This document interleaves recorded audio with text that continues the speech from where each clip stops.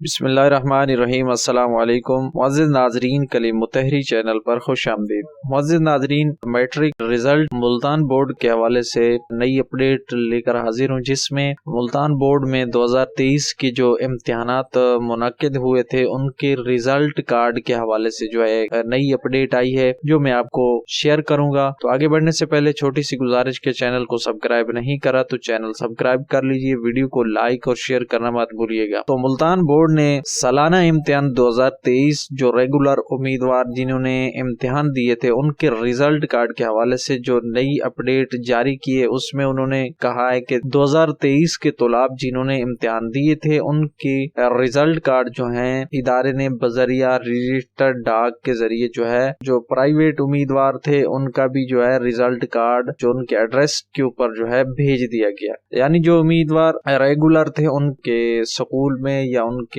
ادارے میں جو ہے بھیج دیے گئے ہیں رزلٹ کارڈ، اور جو پرائیویٹ تھے ان کا جو ایڈریس دیا گیا تھا فارم کے اوپر، اس ایڈریس کے اوپر جو ہے ان کے رزلٹ کارڈ بھیج دیے گئے۔ لہٰذا جو پرائیویٹ امیدوار ہیں انہیں ہدایت کی جاتی ہے کہ وہ اپنے متعلقہ ڈاک خانے سے جو ہے رابطہ کریں۔ اگر کسی امیدوار کو جو ہے رزلٹ کارڈ نہیں ملا تو وہ فوراً جا کے جو ہے اپنے نزدیکی ڈاک خانے سے معلوم کریں، وہاں سے جو ہے اپنا رزلٹ کارڈ جو ہے وصول کر لیں۔ اگر اسے ابھی تک جو ہے رزلٹ کارڈ نہیں ملا اور ڈاک خانے میں بھی اس کا رزلٹ کارڈ موصول نہیں ہوا تو پھر اس کے لیے 20 دسمبر 2023 تاریخ سے پہلے جو ہے وہ بغیر کسی فیس کے جو ہے رزلٹ کارڈ حاصل کر سکتا ہے۔ اس کے لیے جو ہے وہ ایک درخواست لکھے گا اور ملتان بورڈ میں جو ہے روانہ کر دے گا، جس کے بعد جو ہے اس کو بغیر فیس کے رزلٹ کارڈ جاری کیا جائے گا۔ اگر وہ 20 دسمبر 2023 کے بعد جو ہے رزلٹ کارڈ وصول کرنے کے لیے چاہتا ہے تو پھر اس کو فیس